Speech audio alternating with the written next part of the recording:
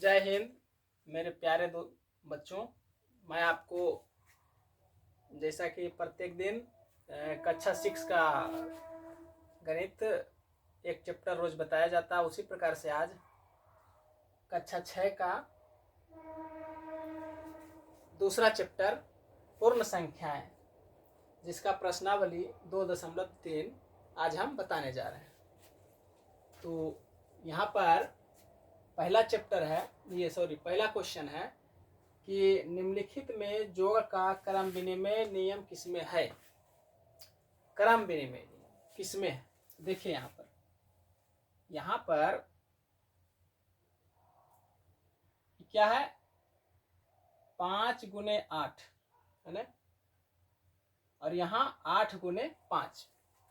यहाँ 5 गुने 8 और 8 गुने 5 है। यहाँ पर 2 गुने 3 फिर गुने 5 है, और यहाँ पर भी देखिए इसी प्रकार जैसे इसमें है उसी तरह से इसमें है और इसमें है। तो इसमें कह रहा है जोड़ का क्रम विनिमय नियम है ना। तो ये दोनों तो नहीं होंगे, ये दोनों कौन है? ये दोनों सहचर्य नियम है, जिसमें अगला 2 संख्या को गुना करते हैं और तीसरी संख्या को फिर बाद में गुना करते हैं, या तो फिर पिछली 2 संख्या को गुना करते हैं और अगली संख्या को अलग रखते हैं। उसी प्रकार से यहाँ देखिए जोड़ वाला है, यहाँ गुना वाला। तो ये और ये दोनों क्या हो गया? सहचर्य नियम। क्या हो गया? ये हो गया आपका सहचर्य नियम। सहचर्य नियम, ये हो गया सहचर्य नियम। और ये क्रम विनिमय है, ये वाला क्रम विनिमय मतलब क्रम से पहले 5 से 8 को गुना किया, फिर 8 को 5 से गुना किया, बात बराबर है। लेकिन ये क्या है? गुना का क्रम विनिमय नियम। क्या है? गुणन का क्रम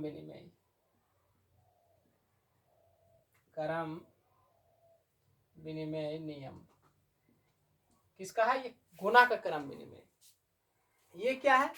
ये योग का सहचर्य नियम, ये है गुना का सहचर्य नियम, और ये क्या है? योग का सहचर्य नियम। ये क्या है? योग का सहचर्य नियम है ना। और ये अंतिम वाला जो है, ये 5 + 8 और 15 + 8 और बराबर 8 + 15। ये क्या है? ये जो है यही है जोड़ का क्रम विनिमय नियम। ये क्या है? जोड़ का क्रम विनिमय नियम। ये क्या है? तो यही हो गया आपका चौथा प्रश्न जो है। इसमें क्या बोला? निम्नलिखित में जोड़ का क्रम विनिमय नियम किसमें है? तो ये चौथा नंबर वाला में जोड़ का क्रम विनिमय नियम है। ठीक, अब चलते हैं दूसरा प्रश्न। दूसरा प्रश्न ये बताता है कि निम्नलिखित में उपयुक्त नियम लिखें। अब इसमें कौन कौन सा नियम है लगा हुआ, कैसे कैसे गुना किया, तो अभी इसको तो बताया गया। ये कौन सा नियम है? गुणन का क्रम विनिमय नियम। 5 गुने 50, 50 गुने 5, इस तरह से जो भी रहते हैं। यहाँ देखो क्रम विनिमय, योग का क्रम विनिमय, और ये क्या है? योग का क्रम विनिमय, गुणन का क्रम विनिमय। तो यहाँ लिख देना है ये क्या है? जोड़ का क्रम विनिमय नियम। ठीक, और ये क्या है? देखिए यहाँ पर ये क्या है? योग का सहचर्य नियम, यही वाला है ना यहाँ। तो इसको क्या बोलेंगे? योग का सहचर्य नियम। इसको क्या बोलेंगे? योग का सहचर्य, इसको कहते हैं सहचारिता है ना। सहचारिता ही लिख लेते हैं, क्या दिक्कत है? सहचर्य या सहचारिता नियम। ठीक, अब यहाँ पर है ये क्या है? यहाँ पर ये योग पर वितरण नियम है। गुणन का कौन सा नियम है? वितरण नियम। जैसे हम कल बताए थे पिछले क्लास में कि जैसे आपको 95 को है ना और गुना करना है 101 को है ना, तो क्या करते हैं? 95 और गुना, इसको क्या कर रहे थे? हाँ, इसको ऐसे करते थे 100 + 1, ऐसे बनाते थे। तो ये क्या था? ये वितरण नियम था। क्या था? योग का वितरण नियम। योग हो रहा है और फिर गुना भी हो रहा है। तो उसी प्रकार से उसी प्रकार से यहाँ पर योग का कौन सा नियम है? वितरण नियम। तो यहाँ लिख देंगे योग का वितरण नियम। ये क्या है? योग का वितरण नियम। और ये क्या है? ये तो क्रम विनिमय है, गुणन का क्रम विनिमय। ये क्या है? गुणन का क्रम विनिमय।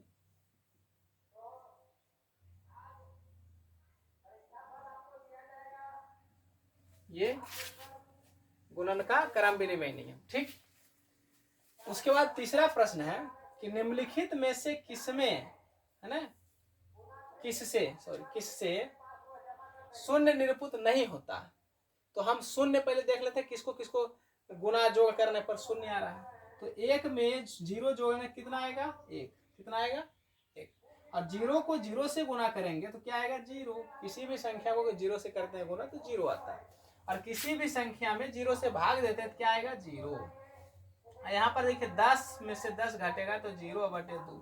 अब बताइए कि 0 में यदि 2 से भाग दें तो क्या आएगा? 0, है ना। अब देखिए 3 को कहा गया 0, इसका 0 आया नहीं, तो ये जो है इसमें शून्य निरूपित नहीं होगा, एक नंबर वाला में। ठीक। अब चौथे प्रश्न आपको दिखाई नहीं दे रहा होगा, नीचे मैं यहाँ इसको मिटाकर ऊपर बना दूंगा। यदि कोई पूर्ण संख्याओं का गुणनफल शून्य है तो क्या हम कह सकते हैं कि इनमें से एक या दोनों ही शून्य होने चाहिए? उदाहरण देकर अपने उत्तर की पुष्टि कीजिए। तो हम इसको क्या करेंगे? ऊपर लिख देंगे। ठीक। यहां तक समझ में आया? तीसरा नंबर, तीसरा प्रश्न समझ में आ गया। अब चौथा प्रश्न हम बताते हैं। हाँ, तो ये चौथा प्रश्न मैं आपको बता रहा हूँ। क्या बता रहा है? यदि दो पूर्ण संख्याओं का गुणनफल शून्य है तो क्या हम कह सकते हैं कि इनमें से एक या दोनों ही शून्य होने चाहिए? उदाहरण देकर उत्तर दीजिए। तो क्या जरूरी है? आप देखिए आपके सामने यहाँ है, ये दोनों क्या है? पूर्ण संख्या है ना। तो 0 को 0 से गुणा किया तो 0 हुआ, ये तो ठीक है। लेकिन इनमें से एक या दोनों ही शून्य होना चाहिए। हो भी सकता है और नहीं भी हो सकता है। ये दोनों शून्य होगा फिर भी उसका गुणनफल शून्य होगा, और यदि नहीं होगा तो भी शून्य होगा। यदि एक भी शून्य उसमें रहा, है ना, किसी भी पूर्ण संख्या को 0 से गुणा करते हैं तो क्या होता है? शून्य होता है ना। तो उसी प्रकार से यहाँ पर आप या तो इसमें क्या लिखना है? तो हम क्या कह सकते हैं कि एक या दोनों ही शून्य होने चाहिए। हाँ, तो इसमें क्या लिखिएगा? हाँ। क्या लिखेंगे? हाँ, है ना। हाँ लिखेंगे। अब जैसे उदाहरण कह रहा देने के लिए तो उदाहरण दे देंगे, है ना। उदाहरण में 0 को हम 0 से गुणा करेंगे तो क्या आ जाएगा? 0। यदि हम 1 को 0 से गुणा करते हैं, 1 को 0 से गुणा करते हैं 0 आया, या हम 0 को 5 से गुणा करते हैं तो क्या आता है? 0। हो गया यही उदाहरण। तो यही तो कह रहा था कि दोनों ही शून्य होने चाहिए, इनमें से एक या दोनों ही शून्य होने चाहिए। तो हाँ, होनी चाहिए। दोनों होगा शून्य तो शून्य हो ही जाएगा, शून्य गुना शून्य शून्य हो जाएगा। और यहाँ एक को यदि शून्य से गुणा करते हैं तो शून्य होता है। यदि कोई भी संख्या आप 1 रखिए, 5 रखिए, 10 रखिए, 20 रखिए, जितना रखना, 8 9 10 11 12 13 14 15 कुछ भी रखिए, ये उतना को यदि शून्य से गुणा करते हैं तो आएगा शून्य। ठीक। और यदि 0 को भी किसी संख्या से गुणा करेंगे तो भी 0 आएगा। तो आशा करते हैं कि आपको चौथा प्रश्न समझ में आ गया होगा। अब हम 5वां प्रश्न की ओर चलते हैं।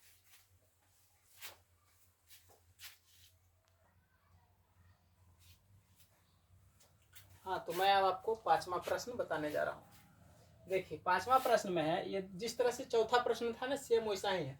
यदि दो पूर्ण संख्याओं का गुणनफल 1 है तो क्या हम कह सकते हैं कि इनमें से एक या दोनों ही 1 के बराबर होनी चाहिए? उदाहरण देकर अपने उत्तर की पुष्टि कीजिए। अब यहाँ पर देखिए क्या कहता है कि दो पूर्ण संख्याओं का गुणनफल 1 होना चाहिए। तो ऐसा नहीं है, ऐसा नहीं है। हाँ, ये हो सकता है ऐसा। क्या लिखेंगे यहाँ? नहीं। क्यों नहीं ऐसा लिखे? क्यों ऐसा लिखेंगे, है ना? क्योंकि देखिए ठीक है, वो तो 1 या और 1 को गुना करेंगे तब तो 1 हो जाएगा। 1 गुने 1 हम करेंगे, जैसे एग्जाम्पल में कहा है बताने के लिए, तब तो 1 हो जाएगा। 1 हो गया, है ना। 1 या अच्छा सॉरी, हाँ ठीक, ये हाँ होगा इसका प्रश्न। इसका प्रश्न हाँ होगा, है ना। इसका प्रश्न हाँ होगा। एक होनी चाहिए इसका, और एक के बराबर होनी चाहिए, बिल्कुल। तो यहाँ एक को एक से ही केवल गुना करेंगे तभी एक आ सकता है, इसके अलावे और कोई भी पूर्ण संख्या से हम ऐसा नहीं कर सकते हैं, ऐसा हम पूर्ण संख्या से नहीं कर सकते हैं, है ना। यह बटा में कर सकते थे, लेकिन वो बटा वाला फिर पूर्ण संख्या नहीं हो सकते हैं। जैसे कि 5 को गुना करेंगे 5/5 से, तो 5 से 5 को काटेंगे, नहीं सॉरी, यहाँ पर ये पूर्ण संख्या है, केवल एक को ही एक से गुना करेंगे तब एक आ सकता है। लेकिन यदि हम ऐसा बटा में करना चाहते हैं 1/5 से, तो ये क्या पूर्ण संख्या है? ये पूर्ण संख्या नहीं है, ये पूर्ण संख्या नहीं है। तो इसका मतलब ये हुआ कि केवल और केवल एक को एक से ही गुना करेंगे तब एक आ सकता है, इसके अलावा हाँ पूर्ण संख्या, दो पूर्ण संख्या मतलब कि एक को एक से ही गुना कर सकते हैं तब हो सकता है, यानी कि दो पूर्ण संख्याओं को उसमें से दोनों एक ही होना चाहिए। यदि दोनों अलग अलग है तो वो पूर्ण संख्याएं नहीं होगी। जैसे कि हमने 5 को 1/5 से गुना किया, तो ये भी गुना करने पर एक ही आएगा, है ना, इसमें भी गुना करने पर एक ही आएगा, लेकिन ये पूर्ण संख्याएं नहीं है, ये बटा में परिमेय संख्या। ये आगे के क्लास में पढ़ना है आप लोग को, इस क्लास में आप लोग को नहीं पढ़ना है, परिमेय संख्या आपको 8 में पढ़ना है। तो यहाँ पर केवल और केवल किससे, एक को एक से ही गुना करेंगे तब एक आ सकता है, इसके अलावा और नहीं आ सकते हैं। तो इसका प्रश्न हाँ हुआ कि यदि दो पूर्ण संख्याओं का गुणनफल एक है ना, तो इनमें से एक या दोनों ही एक के बराबर होनी चाहिए। ठीक, तो ये हो गया आपका 5वां प्रश्न, है ना। अब यहाँ 6ठा प्रश्न में है वितरण विधि से ज्ञात कीजिए, है ना, वितरण, योग का वितरण विधि। तो इसको वितरण विधि सबसे आसान, इसको आसान करना, आपको क्या करना है, 638 है ना गुना 101 को क्या लिख सकते हैं, 100 और +1, 100 + 1 लिख सकते हैं, यही है वितरण नियम। अब इसको गुना कर देंगे, कितना आ जाएगा, 638 पर 2 जीरो और +638। अब इसको क्या करना है, जोड़ देना है, ये हो जाएगा 8 और ये हो जाएगा आपका 3, और ये 8 और 6 14 के 4, बाकी 1, 3 और 1 4, और यहाँ हो गया 6, है ना। ये हुआ वितरण नियम। पहला प्रश्न समझ में आया, कुछ नहीं किया, इसको ऐसे किए हैं, देखिए समझिए, 638 गुना 101 करना था हमको, तो हमको इसको वितरण नियम कहता है, इसको एकदम आसान, इसको तोड़ करके आसान बनाइए। तो हमने इसको क्या किया, 101 को गुना करने के लिए 100 और +1 कर दिया। देखिए गुना करने में कितना आसान हो गया, इसको कुछ नहीं किया, 638 लिख किया, यहाँ 2 जीरो था, कर दिया गुना। और फिर 1 से गुना करने में कुछ लगता है, 638 को 1 से गुना करेंगे 638 आ गया, है ना। तो अब हम दूसरा प्रश्न इसमें लेते हैं, ठीक, समझ में आ गया। अब दूसरा प्रश्न, 5 प्रश्न है इसमें से, तो बता देते हैं हम 5 के 5। दूसरा प्रश्न है, दूसरा प्रश्न 43 75 और गुने 1001, ठीक, ये भी वैसा ही है, सेम एकदम। इसको क्या लिखेंगे, 43 75 और गुने 1001 को क्या लिखेंगे, 1000 और +1, ठीक। अब इसको देखिए गुना करने में कुछ है, कुछ नहीं, 43 75 लिख के उस पर कितना जीरो दे देंगे, हाँ कितना देंगे, 3 जीरो, तो लिखेंगे 43 75 पर 3 जीरो दे दिए, ठीक। उसके बाद प्लस, इसको 43 75 को एक बार गुना करेंगे तो 43 75 आएगा, है ना, 43 75। अब दोनों को जोड़ देना है, कुछ नहीं करना है, ये हो जाएगा 5, है ना, ये हो जाएगा 5, ये 7, ये 3, और 4 और 5 9, उसके बाद 7 3 4, 7 3 4। तो ये दूसरा प्रश्न भी आप समझ चुके होंगे, इसमें भी बस सेम वैसा ही किया, 1001 को 1000 +1 कर दिया और इसको ऐसे ही रहने दिया। ये हो गया दूसरा प्रश्न। तीसरा प्रश्न आप ले लेते हैं, ये तीसरा प्रश्न ये है कि 734 गुने 25।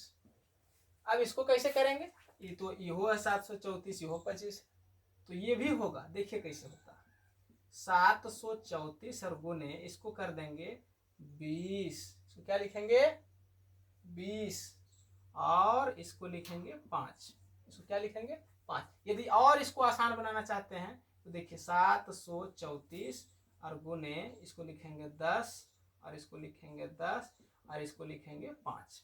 ठीक, अब देखिए इसको गुना करने में कोई दिक्कत नहीं होगा, है ना, कोई दिक्कत होगा। 734 पर कितना जीरो बैठा देना है, एक बार बैठाएंगे एक जीरो, फिर 10 से कर दिया गुना, और फिर यहाँ 10 है इससे भी करना गुना, तो 73, इस पर 40 एक जीरो बैठा दिया, माने इससे भी गुना किया जितना आया, इसको फिर इससे गुना किया तो इतना आया, और फिर अब कितना से करना, 5 से करना गुना, तो 4 5 20 के 0 बाकी 2 और 3 5 15 2 17 के 7 बाकी 1 और 7 5 35 35 और 1 36 हो गया। ये 36 70 ये 73 40 73 40। अब तीनों को जोड़ देना है, जोड़ना है एकदम आराम से 36 विधि में। 0 0 0 तो हो गया 0, 4 4 8 8 7 15 के 5 बाकी 1 और 3 3 छो 12 1 13 के 3 बाकी 1 7 7 14 14 3 17 17 1 18 18,350। तो ये योग पर कौन नियम है, वितरण नियम। ये कौन सा नियम है, वितरण नियम। कुछ नहीं किया हमने, क्या किया, इस 25 को 20 + 5 भी लिख सकते हैं, यहाँ पर भी आप गुना कर सकते थे, लेकिन यहाँ 2 से आपको गुना करना पड़ जाता, तो इसलिए हमने इसको और तोड़ दिया, है ना, इसको और तोड़ के छोटा कर दिया ताकि गुना करने में हमको कोई दिक्कत नहीं होनी चाहिए। तो इसको 20 को क्या लिखा, 10 और 10, ठीक, 20 को हमने 10 + 10 लिखा, और ये 5 हो गया, 10 10 20 और 5 25, 25 से गुना करना है, तो देखिए हो गया 25, 10 10 20 और 5 25। अब क्या करना, 734 को एक बार 10 से गुना किया, फिर 734 को फिर 10 से गुना किया, फिर 73 40 आया, फिर 734 को अब की बार 5 से गुना किया तो 3670 आया। अब तीनों को हमने जोड़ दिया तो आ गया 18,350। समझ में आया। अब चौथा प्रश्न लेते हैं।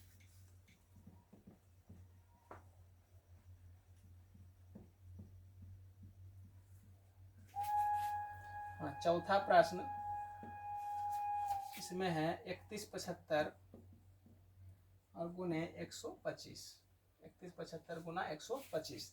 अब यहाँ पर देखिए ये भी वैसा ही है जैसे अभी पिछला 3 नंबर मैथ बताया ये 31 75 है ना, और इसको क्या लिख सकते हैं, 100 प्लस, है ना, 20 और प्लस 5, है ना, 125 हो गया, 100 और 20 120 और 5 125। अब इसको गुना कर देंगे आसानी से एकदम, तो यहाँ हो जाएगा 31 75 और इस पर कितना जीरो, 2 जीरो, फिर 31 दूनी 62 गुना कर देते हैं तो यहाँ हो जाएगा 0 और 5 दूनी 10 के 0 बाकी 1 और 2 1 3 और यहाँ हो जाएगा 3 दूनी 6, 6300, है ना, 6300 होगा ना।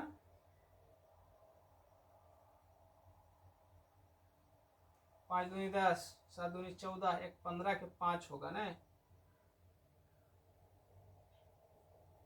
यहाँ पर 5 दूनी 10 के 0 बाकी 1 7 दूनी 14 14 1 15 के 5 बाकी 1 2 1 3 और 3 दूनी 6, 1 जीरो और इसको बैठा देना, ये जीरो, फिर प्लस। अब इसको 5 से गुना करेंगे तो इसमें आ जाएगा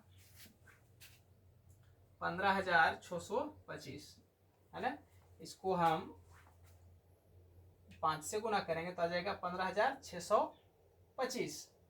अब इस सबको क्या करना है, जोड़ देना है, सबको क्या करना है, जोड़ना है। अब 0 0 यहाँ 5 तो हो जाएगा यहाँ 5, ठीक, फिर 0 0 यहाँ 2 है 2 हो जाएगा, फिर यहाँ 5 5 10 10 6 16 के 6 बाकी 1 7 3 10 10 5 15 और 1 16 के 6 बाकी 1, फिर 1 और 6 7 7 1 8 बाकी 9, यहाँ हो गया 3, तो 39 66 25। समझ में आया। देखिए 125 को हमने 100 + 20 + 5 किया, तो सबको क्या किया है, सबको जोड़ दिया, आ गया 39 66 25। अब 5वां प्रश्न,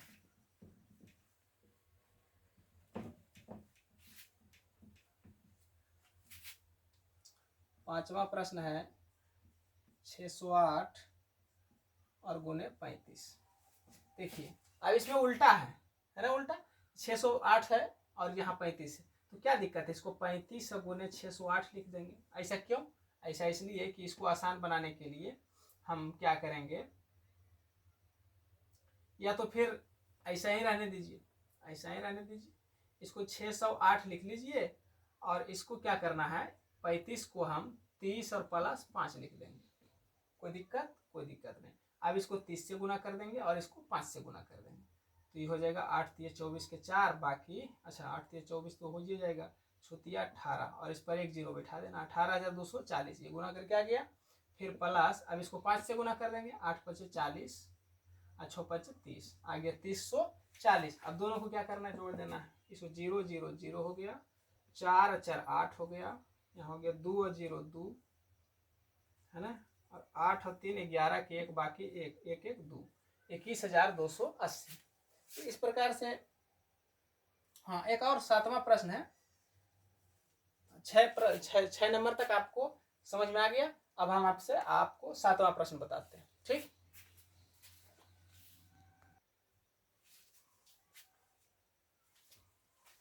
चलिए अब आपके सामने 7वां प्रश्न। 7वां प्रश्न ये है कि निम्नलिखित प्रतिरूपों को समझे और आगे बढ़ाएं। यहाँ पर देखिए कितना अच्छा से सजाया। पहले यहाँ 1 लिखा है ना, समझ लीजिए। पहले यहाँ 1 लिखा और यहाँ 1 2 लिखा और यहाँ 1 2 3 लिखा। यहाँ क्या लिखा 1 2 3 4 तो यहाँ क्या हो जाएगा समझ रहे बात। यहाँ 1 लिखा यहाँ 1 2 यहाँ 1 2 3 यहाँ 1 2 3 4 तो यहाँ पर क्या हो जाएगा 1 2 3 4 5 हो जाएगा। और यहाँ क्या हो जाएगा 1 2 3 4 5 6 समझ रहे बात। अब यहाँ पर देखिए यहाँ 1 लिखा और सब जगह देखो 8 8 है ना 8 गुणे 8 8 8 8 सब जगह 8 है दे दिया है। और यहाँ क्या भराएगा तो यहाँ भराएगा 1 2 3 4 यहाँ क्या भरा जाएगा 5 यहाँ क्या भराएगा 6। अब देखिए यहाँ अब क्या भरा है हमने तो ये दोनों जगह भर दिया है और यहाँ अब क्या भराएगा समझिए। यहाँ पर क्या किया है इसको इक्का को 8 बार पढ़ा तो 8 जो दिया है 1 कितना हो गया 9। यहाँ 12 गुणे 8 और प्लस 2 किया 12 96 प्लस 2 तो हो गया 98। फिर 123 गुणे 8 और जो 3 किया तो कितना आया 987। अब यहाँ 1234 को 8 से गुना किया और इसमें 4 जोड़ दिया तो आ गया 9876। अब यहाँ पर है 12,345 गुणे 8 जो 5 तो आप कर दीजिए 12,345 गुणे 8 उसमें 5 जोड़ देना है तो हम करके देख लेते हैं 12,345 और गुणे 8 8 5 40 के 0 बाकी 4 8 चौक 32 और 4 36 के 6 8 5 40 के 0 बाकी 4 8 चौक 32 और 4 36 के 6 बाकी 3 8 3 24 और 3 27 27 के 7 बाकी 2 8 2 16 2 18 के 8 बाकी 1 और 8 1 9 98,760। और इसमें कितना जोड़ना 5 तो इसमें जब हम 5 जोड़ देंगे तो कितना आ जाएगा 5 6 7 8 9 आ गया। कितना आया 9 8 7 6 5। अच्छा एक चीज यहाँ पर देखिए समझिए। हमने यहाँ पर गुना किया 1 गुणे 8 तो आया 1 गुणे 8 प्लस 1 तो 9 आया। और यहाँ पर 12 गुणे 8 किया और प्लस 2 किया तो 98 आया। यहाँ समझिए ये आया 9 यहाँ 9 8 है यहाँ 9 8 7 है यहाँ 9 8 7 6 है और यहाँ हमने अभी किया 9 8 7 6 5 तो यहाँ पर कितना हो जाएगा यहाँ हो जाएगा इसी आधार पर यहाँ हुआ 8 तक फिर यहाँ 7 फिर यहाँ 6 यहाँ 5 अभी कितना होगा 4। हाँ आपकी बार कितना होगा 4।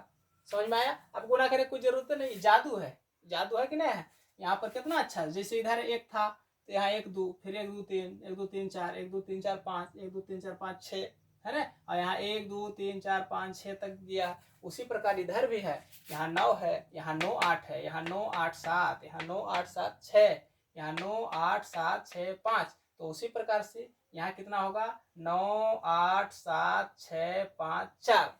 कितना बढ़िया जादू है कि नहीं है। चलिए तो यहाँ पर प्रश्नावली 2.3 समाप्त होता है इस प्रकार से।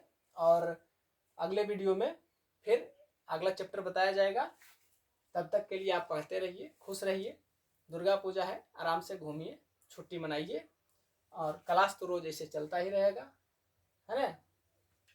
और आप लोग मन से पढ़ाई कीजिए। और ये तीसरा चैप्टर का अंतिम क्वेश्चन दूसरा चैप्टर का ये अंतिम क्वेश्चन खत्म हुआ। अब अगले वीडियो में हम अगले चैप्टर को लेकर के आएंगे। धन्यवाद।